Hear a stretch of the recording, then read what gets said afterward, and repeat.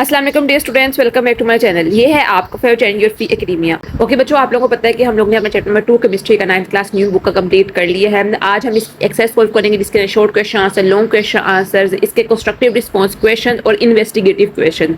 बहुत सारे टीचर्स जो होते हैं वो कहते हैं कि आप लोग इन्वेस्टिगेटिव क्वेश्चन ना करें, बट मेरे ख्याल से इन्वेस्टिगेटिव क्वेश्चन जो है वो एटलीस्ट आप लोग एक दफ़ा गो थ्रू करने की बहुत जरूरत होती है, क्योंकि उसके अंदर जो होता है पूरे चैप्टर का जो कॉन्सेप्ट होता है उन्होंने हिडन रखा होता है। तो आप लोग एक दफ़ा जरूर इन्वेस्टिगेटिव और कंस्ट्रक्टिव रिस्पॉन्स क्वेश्चन को लाजमन याद किया करें, उनको पढ़ा करें।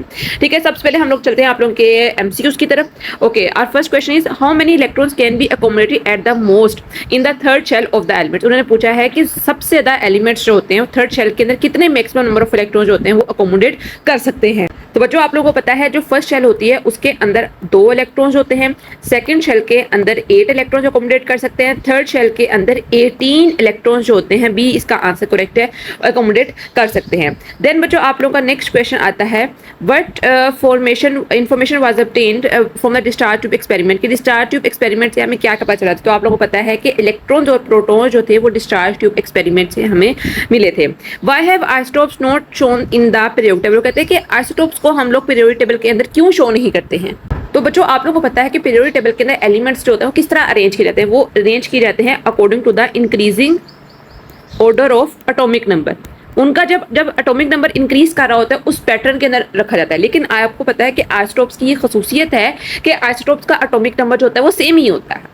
ठीक है, उनके मैस नंबर के अंदर चेंजेस आ रही होती है लेकिन एटॉमिक नंबर होता है वो सेम होता है, इसलिए हम उनको आइसोटोप्स को पीरियोडिक टेबल के अंदर नहीं रखते हैं। तो इसका जो करेक्ट आंसर है वो ये है, all the isotopes have the same atomic number so there is no need to give them separate place, C वाला। देन आता है which particle is present in different number in the isotope. तो आप लोगों को पता है आइसोटोप के अंदर सिर्फ एक चीज की चेंजेस आ रही होती हैं, वो होती हैं न्यूट्रॉन्स की। देन आता है in which isotope of oxygen there are the equal number of protons, electrons and neutrons. तो आप लोगों को पता है जो अपनी स्टेबल फॉर्म के अंदर प्रेजेंट होते हैं ऑक्सीजन, उसके अंदर जो होता है same number of protons, electrons और न्यूट्रॉन्स। जैसे कार्बन 12 होता है उसके अंदर 6 प्रोटॉन, 6 इलेक्ट्रॉन, 6 न्यूट्रॉन, सेम इस तरह ऑक्सीजन के अंदर भी ये चीज होता है, ऑक्सीजन 16 के अंदर। देन आते हैं what will be the relative atomic mass of nitrogen given the abundances of two isotopes N14 and N15 are 10.64 and 0.35 respectively। तो इसको आप लोगों ने न्यूमेरिकली सोल्व करना है। मैंने जब आप लोगों को क्वेश्चंस कराए थे मैंने आप लोगों को बताया था कि आप लोगों ने इनको किस सोल्व करना है। तो आप लोगों ने किस सोल्व करना है, आप लोगों ने जो आप लोगों का एटॉमिक मास है एक आइसोटोप का, उसको मल्टीप्लाई कर देना है आप लोगों ने उसकी अबंडेंस के साथ और उन दोनों को ऐड कर देना है। एक आइसोटोप की अबंडेंस को और उसके मास को दूसरे आइसोटोप की अबंडेंस और उससे मास से मल्टीप्लाई करके ऐड करना है, उसको 100 पे डिवाइड कर देना है। तो बच्चों इसको हम सोल्व करते हैं जिस तरह आता है। आप लोगों का N14 है ना, आप लोगों के पास 14 जो है पहला आप लोगों का आइसोटोप है, मल्टीप्लाई बाय इसकी परसेंटेज कितनी है 99.64 प्लस इसको आप लोगों ने प्लस करते हैं किसके साथ 15 मल्टीप्लाई बाय 0.35 और इसको डिवाइड कर देना है आप लोगों ने 100 के साथ। आप इसकी कैलकुलेशन करो तो आप लोगों का जो ऊपर आंसर आता है वो आता है 1400.21 डिवाइडेड बाय 100। तो आप लोग जब इसको सोल्व करोगे तो आप लोगों का आंसर आता है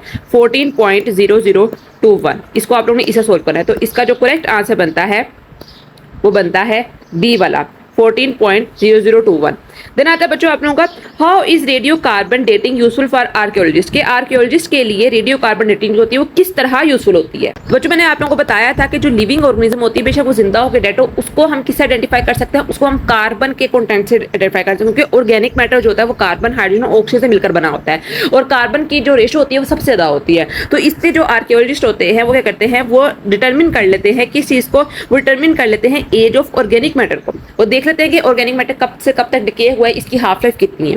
देन आता है what does keep the particles present in the nucleus intact. कहते हैं कि क्या चीज है जो न्यूक्लियस को आपस में इंटैक्ट में रखती है। तो आप लोगों को पता है कि न्यूक्लियस के अंदर एक फोर्स होती है जो थोड़ी जगह पर होती है लेकिन बहुत स्ट्रॉन्ग होती है, उसको कहा जाता है न्यूक्लियर फोर्स। और ये चीज जो होती है ये इलेक्ट्रॉन्स को, प्रोटॉन्स को, हर एक चीज को अपने अंदर समाये रखती है और उसको बाहर नहीं जाने देती। तो particles are held together by strong nuclear force, A वाला इसका करेक्ट आंसर है। देन आता है बच्चों हम लोगों के पास how does electron keeps themselves away from the opposite charge nucleus. कहते हैं कि इलेक्ट्रॉन्स होते हैं वो किस तरह अपने आप को अवे रखते हैं पॉजिटिव चार्ज न्यूक्लियस से। तो आप लोगों को पता है कि वो अपने एक कांस्टेंट शेल के अंदर एनर्जी लेवल के अंदर घूम रहे होते हैं। तो इस वजह से कहते हैं कि by revolving around the nucleus के इर्द गिर्द घूमने की वजह से वो अपने आप को दोबारा उसके अंदर फॉल करने से बचा लेते हैं। देन आता है rubidium consists of two isotopes, rubidium 85 and rubidium 87. The percentage abundance of the light isotope is 72.2%. What is the percentage abundance of the heavy isotope? Its atomic mass is 85.4. ये same numerical जो बच्चों उसी तरह है जिससे आप लोगों ने कार्बन वाला किया था। आप लोग याद होगा लास्ट लेक्चर के अंदर मैंने आप लोगों को कार्बन वाला मटेरियल करवाया था, और यहाँ पे प्रेजेंट भी होगा कि उसने उन्होंने कहा था कि आपको लाइटर आइसोटोप का जो है वो आप लोगों ने फाइंड करना है सैंपल एग्जाम्पल नंबर 2 के अंदर। तो आप लोगों ने इसको इस तरह सोल्व करना है। मैं आप लोगों को बस एक हिंट देती हूँ कि लाइटर आइसोटोप हमारे पास वो होता है जिसका एटॉमिक मास होता है वो सबसे कम होता है, तो रुबिडियम 85 और 87। तो रुबिडियम 85 जो है वो आप लोगों का एक लाइटर आइसोटोप है। तो बच्चों हम इसको कैसे सोल्व करेंगे, हम लोग देखेंगे टोटल अबंडेंस जो होती है वो कितनी होती है। टोटल अबंडेंस जो होती है वो होती है 100%। ठीक है, 100% में से हमारे पास जो लाइटर आइसोटोप की अबंडेंस है 72.2%, उसको सब्ट्रैक्ट कर देंगे। तो 100% माइनस 72.2%, तो जो आप लोगों के पास आंसर आएगा वो आता है 27.8%। तो ये आप लोगों के पास जो है ये इसकी हैवर आइसोटोप की जो है अबंडेंस है। आप उसको उस तरह भी सोल्व कर सकते हो जैसे मैंने आप लोगों को बताया है, और आप लोग इस तरह भी सोल्व कर सकते हो। तो टोटली आप लोगों के ऊपर डिपेंड करता है। अब बच्चों आप लोगों के चलते हैं क्वेश्चन आंसर की तरफ, जो कि शॉर्ट क्वेश्चन आंसर है, कंस्ट्रक्टिव रिस्पॉन्स और डिस्क्रिप्टिव और इन्वेस्टिगेटिव क्वेश्चन है। ओके बच्चों आप चलते हैं आप लोग के शॉर्ट क्वेश्चन की तरफ। Number first question is why it is said that almost all the mass of an atom is concentrated in its nucleus. वो कहते हैं क्यों हम ये कहते हैं कि तमाम जो मास है एटम का वो उसके सेंटर के अंदर क्यों कंसंट्रेटेड है। वो कहते हैं almost all the mass of an atom is concentrated in its nucleus because the nucleus contains protons and neutrons which are much heavier than electrons. Electron have a negligible mass compared to protons and neutrons, therefore nearly all the mass of an atom is present in its tiny central nucleus. Number second question is why are elements different from one another. Elements differ from one another because each element has different number of protons in its nucleus. The number is called atomic number. Since every element has unique atomic number, each element has different physical and chemical properties. आप लोग इसके अंदर addition और subtraction कर सकते हैं आप लोग अपनी मर्जी से। मैंने सिर्फ आप लोगों को एक प्लेटफॉर्म प्रोवाइड किया है कि आप लोगों ने इस तरह अपने शॉर्ट क्वेश्चन आंसर जो है वो अटेम्प्ट करके आना है। बाकी आप लोगों को जहां से भी कोई वीडियो अच्छी लगती है आप लोग वहां से देख लिया करो। आगे क्वेश्चन आता है how many neutrons are present in bismuth का वहां पर फॉर्मूला दिया हुआ है। तो उन्होंने कहा किससे आप लोग फाइंड कर सकते हैं। तो आप लोगों को पता है number of neutrons is equal to, आप लोगों ने किसका फाइंड करना है, n is equal to a minus Z. तो आप लोग फॉर्मूला लगाओगे तो आप लोगों के पास नंबर ऑफ न्यूट्रॉन्स आ जाएंगे। What is tritium H31। आप लोगों को पता है ट्रिटियम जो है थर्ड आइसोटोप होता है हाइड्रोजन का।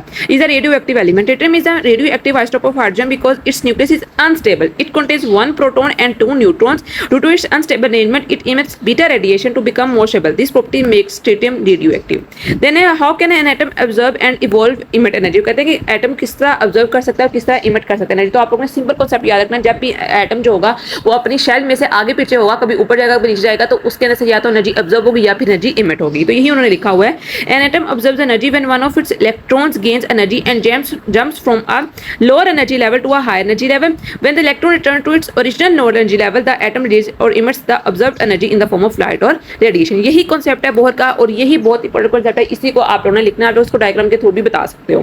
देन बच्चों आप लोगों की कंस्ट्रक्टिव रिस्पांस क्वेश्चन है why does the energy of an electron increase as we move from the first shell to the second shell. कहते हैं कि एनर्जी जो होती है वो इलेक्ट्रॉन की क्यों इंक्रीज करती है जब आप लोग फर्स्ट शेल से दूसरी शेल के अंदर जाते हो। तो इसका कॉन्सेप्ट क्या है, the second shell is farther away from the nucleus than the first shell, since the force of attraction between the nucleus and the electrons decreases with the distance. An electron in the second shell possesses more energy. Therefore, electrons in the higher shells have higher energy than those in the lower shells. तो ये concept आप लोगों ने याद रखना है। मैंने आप लोगों को बताया हुआ है बोहर के अंदर जब हम पढ़े थे इसका कॉन्सेप्ट कि जो हायर वाले होते हैं उसके अंदर एनर्जी ज्यादा होती है। आप लोगों को याद है ना E1, E2, E3 और E4। जो E4 थी उसकी एनर्जी सबसे ज्यादा थी एज कम्पेयर टू E1। आगे आते हैं why is it necessary to lower the pressure of the gas inside discharge tube. आपको पता है डिस्चार्ज ट्यूब एक्सपेरिमेंट जब हमने किया था इलेक्ट्रॉन और प्रोटॉन्स के लिए, तो हम लोगों ने इसका प्रेशर जो था बहुत कम रख दिया था। ATM एटमॉस्फेरिक प्रेशर बहुत लो था। वो पूछ रहे हैं क्यों लो था। The pressure of the gas inside discharge tube is reduced so that the gas particles are separate far apart. This allows electron to travel freely with fewer collision. As result cathode rays are produced easily as a properties can be studied. कहते हैं क्यों ऐसा करते हैं, क्योंकि ताकि particles जो थे वो दूर दूर हो जाए, बहुत अच्छी तरह से इलेक्ट्रॉन जो थे वो आपस में कोलाइड कर सकें और गैस के पार्टिकल जो थे वो उसके अंदर इंटरफेयर ना कर सकें।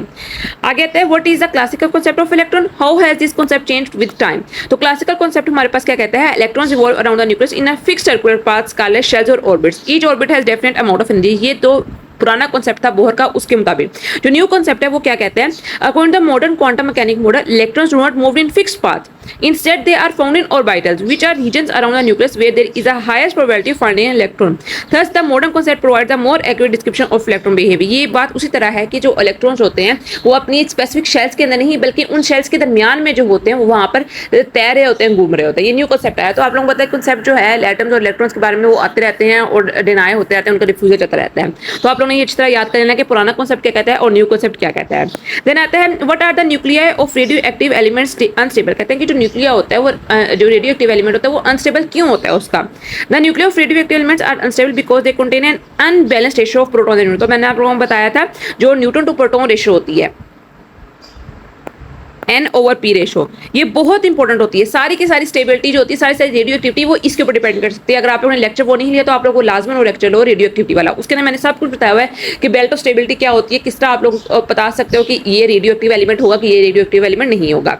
This imbalance causes instability in the nucleus to become stable. The nucleus spontaneously emits alpha, beta और gamma radiation. This process called radio activity. ये सब कुछ मैं आपको बता चुकी हूँ। अगर तो आप लोगों ने मेरे लेक्चर जो है वो ध्यान से दिए होंगे तो आप लोगों को ये कंस्ट्रक्टिव रिस्पॉन्स क्वेश्चन जो है बिल्कुल मुश्किल नहीं लगेंगे। During the start of experiments, how did scientists conclude that the same type of electrons, protons are present in the element? तो उन्होंने कहा कि डिस्चार्ज रूप से हमें कैसे पता चला कि तमाम जो आप लोगों के पास एलिमेंट्स हैं उनके इलेक्ट्रॉन्स और प्रोटॉन्स सेम ही हैं। Scientists performed discharge of experiment using different gases and different electrode material. They observed the properties of cathodes and positivity rays remained the same in every experiment. This showed the electrons and protons are fundamental particles in atom of the element. उन्होंने यही बताया कि उन्होंने क्या किया, उन्होंने मुख्तलिफ तरह से, आप लोगों ने हमेशा ये बात याद रखनी है, जिस तरह जो चीज़ हम लोगों ने फाइंड करनी होती है उसी तरह का उसका इलेक्ट्रोड यूज किया जाता है। तो उन्होंने डिफरेंट टाइप ऑफ एलिमेंट्स के इलेक्ट्रोड यूज किए, तो उन्होंने कहा कि इलेक्ट्रॉन्स और प्रोटॉन्स तो सेम ही तरह के प्रोड्यूस हो रहे हैं, ठीक है। तो इसका मतलब क्या हुआ कि इलेक्ट्रॉन्स और प्रोटॉन्स जो थे वो एक फंडामेंटल पार्टिकल्स थे किस चीज के, एक एलिमेंट के। देन बच्चों आप लोगों के डिस्क्रिप्टिव क्वेश्चन जो है वो मैं आप लोगों को बता देती हूँ। यहाँ मैंने थोड़ा सा कॉन्सेप्ट लिखा कि आप लोगों ने किस तरह इसके अंदर लिखना है।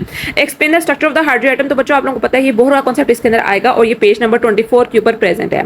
Then how does the theory of atomic structure explain the ionization of atoms by the radio active isotope. तो बच्चों ये पेज नंबर 26 के ऊपर आप लोगों को मिलेगा, आप लोग यहाँ से भी याद कर सकते हो। ये बेसिकली आयोनाइजेशन का कॉन्सेप्ट है जो आप लोगों की एप्लीकेशन ऑफ रेडियो एक्टिविटी के बाद नीचे लिखा हुआ है।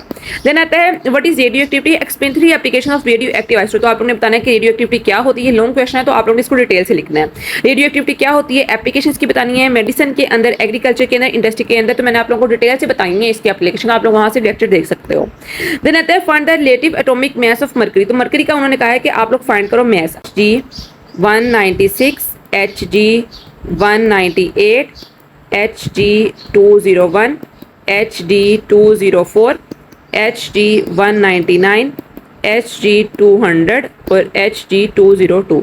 ये जो आप लोगों के पास आइसोटोप्स है इनका हम लोगों ने अबंडेंस जो है फाइंड करनी है। अब यहाँ पर Hd196 यहाँ से देख लेते हैं, लिखने की जरूरत नहीं है, आप लोगों को पता है इसका फॉर्मूला क्या होता है। Relative atomic mass is equal to sigma mass number multiply percentage abundance divided by 100। तो सिग्मा का मतलब क्या हुआ, इन सब जो परसेंटेज है इनको आप लोगों ने ऐड कर देना है। किस तरह देखो, Hd196 जो है पहला आइसोटोप है, इसकी परसेंटेज अबंडेंस जो है वो 0.016 है, इनको मल्टीप्लाई करना है और ऐड कर देना है जो सेकंड आप लोगों के पास आइसोटोप आता है Hd199 इसके रिलेटिव अबंडेंस के साथ, फिर थर्ड के साथ, फिर फोर्थ के साथ, फिफ्थ के साथ और सिक्स के साथ और देन सेवन के साथ। इन सब की परसेंटेज अबंडेंस और रिलेटिव आइसोटोप मास को आपस में मल्टीप्लाई करके जो उन दोनों का सम आएगा उसको सब पे आप लोगों ने क्या करना है, डिवाइड कर देना है 100 के साथ। रिपीट कर रही हूँ, आप लोगों ने रिलेटिव एटॉमिक मास किसी भी स्ट्रक्चर का किससे फाइंड करना होता है, आप लोगों ने हर एक एलिमेंट का जो उसका आइसोटोप है उसका मास और उसके रिलेटिव अबंडेंस को मल्टीप्लाई करना है सबसे पहले हर एक आइसोटोप की। उसके बाद जो उनका आंसर आएगा उनकी मल्टीप्लिकेशन का उनको ऐड करना है और उनको 100 के ऊपर डिवाइड कर देना है। तो जो आप लोगों के पास टोटल आंसर आएगा वो रिलेटिव एटॉमिक मास जो हो गया वो उस स्पेसिफिक एलिमेंट का होगा। इन्वेस्टिगेटिव क्वेश्चन जो है वो लास्ट पार्ट आता है, उसके अंदर देखते हैं how can scientist synthesize elements in the laboratory. Laboratory के अंदर साइंटिस्ट जो होते हैं वो किस तरह सेंसाइज कर सकते हैं एलिमेंट्स को। तो scientist synthesize new elements by carrying out nuclear reaction in laboratories. They bombard the nuclear of heavy elements with high speed particles such as proton, neutrons और alpha particle using particle accelerator और nuclear reactors. आप लोगों ने एक last में आप लोगों ने कॉन्सेप्ट पढ़ना है सन का, CERN। तो उधर आप लोगों को बच जाएगा किस तरह नंबर ऑफ न्यू पार्टिकल्स और इलेक्ट्रॉन्स होते हैं वो जनरेट किए जाते हैं और element. If this collision is successful, मैं यहाँ से रेज करिए ताकि आप लोग इसको नीटली पढ़ सको। Sorry, if this collision is successful, a new element with a higher atomic number is found. Many synthetic elements have been produced using this method. तो आप लोगों को मैंने आप लोगों को बताया था कि जिस तरह रेडियो एक्टिव डिके होता है वहाँ पर कितने तरह के एलिमेंट्स होते हैं वो बन रहे होते हैं। तो सेम इस तरह वो चीज़ें जो होती हैं वो एक्सपेरिमेंट के अंदर कंट्रोल्ड कंडीशंस के अंदर की जाती हैं और न्यू तरह के एलिमेंट्स होते हैं वो जनरेट किए जाते हैं। लेकिन जो न्यू तरह के एलिमेंट्स जनरेट किए जा रहे होते हैं उनकी हाफ लाइफ जो होती है वो थोड़ी होती है। मतलब क्या समझ लो कि वो कुछ सेकंड्स की तक ही जिंदा रहते हैं, कुछ सेकंड्स तक जो होते हैं वो रहते हैं। क्यों? क्योंकि जिस जैसा जो आप लोगों के पास न्यू एलिमेंट्स डिस्कवर हो रहे हैं उनका मास नंबर ज़्यादा है, उनका एटॉमिक नंबर ज्यादा है, और जो मास नंबर और एटॉमिक नंबर उनका ज्यादा है तो वो अनस्टेबल होंगे। तो अनस्टेबिलिटी की वजह से वो इतने ज्यादा टिक नहीं पाएंगे, तो वो जल्दी खत्म हो जाते हैं। देन आता है system just like our solar system exist in an atom. Comment of this statement. तो मैंने आप लोगों को जब स्टार्ट में बताया था बोहर का कॉन्सेप्ट, तो मैंने आप लोगों को बताया था कि यही चीज जो है वो एटम के अंदर भी प्रेजेंट है। सबसे ज़्यादा हायर स्पेस के अंदर पीक से लेकर मिनिमम तक भी जो चीज़ें है वो यही चीज़ प्रेजेंट है कि एक चीज़ जो है वो सेंटर में है और सारी चीज़ें जो हैं वो उसके इर्द गिर्द घूम रही हैं और ultimately at one point they will fall into it. तो सेम इस तरह यहाँ पर उन्होंने पूछा है कि किस तरह ये कॉन्सेप्ट जो है वो सेम है, तो आप लोगों ने इसके ऊपर कमेंट करना है। तो उन्होंने बताया है Bohr atomic model compared an atom to the solar system because electrons revolve around the nucleus just as planets revolve around the sun. This comparison help explain the arrangement of the elements electrons around the nucleus. However, according to the modern quantum mechanical model, electrons do not travel in the fixed circular path. Instead, they occupy orbitals where there is a high probability of finding them. Therefore, the solar system model is only a similar representation and is not completely accurate. तो उन्होंने बताया कि पहले पहल जो हम लोग ने बोहर का कॉन्सेप्ट देखा था उसके मुताबिक तो हमारा सोलर सिस्टम का कॉन्सेप्ट बिल्कुल ठीक है, लेकिन ऐसे साइंटिस्ट ने different type of instrumental discoveries की तो उनको पता चला कि जो इलेक्ट्रॉन्स होते हैं वो एक स्पेसिफिक ऑर्बिटल्स के अंदर घूम रहे होते हैं, ठीक है, और वहां पर उनकी प्रेजेंस जो होती है वो मैक्सिमम होती है। मतलब कि वहां पर भी आप लोग पूरी 100% एक्यूरेसी के साथ नहीं कह सकते कि इलेक्ट्रॉन जो है वो यही प्रेजेंट है, क्योंकि इलेक्ट्रॉन की स्पीड बहुत ज़्यादा होती है।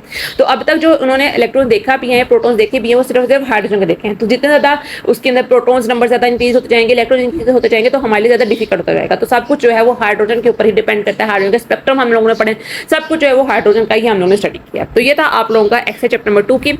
आई होप सो कि आप लोगों को वीडियो अच्छी लगी होगी। मैं आप लोगों को एक बात बता दूं कि अगर तो आप लोगों ने कंस्ट्रक्टिव रिस्पांस क्वेश्चन जो है याद करने हैं तो आप लोगों को चाहिए कि आप लोग अपने कॉन्सेप्ट्स क्लियर करो, और कॉन्सेप्ट्स के लिए मेरी वीडियो जो है वो चैनल के ऊपर मौजूद है। तो आज के लिए इतना ही। कल इंशाल्लाह हम लोग अपना चैप्टर नंबर 3 केमिकल बॉन्डिंग जो है वो स्टार्ट करेंगे। तो इंशाल्लाह कल मिलते हैं एक नई अच्छी एक्साइटिंग सत्ता के लिए। फी अमान अल्लाह।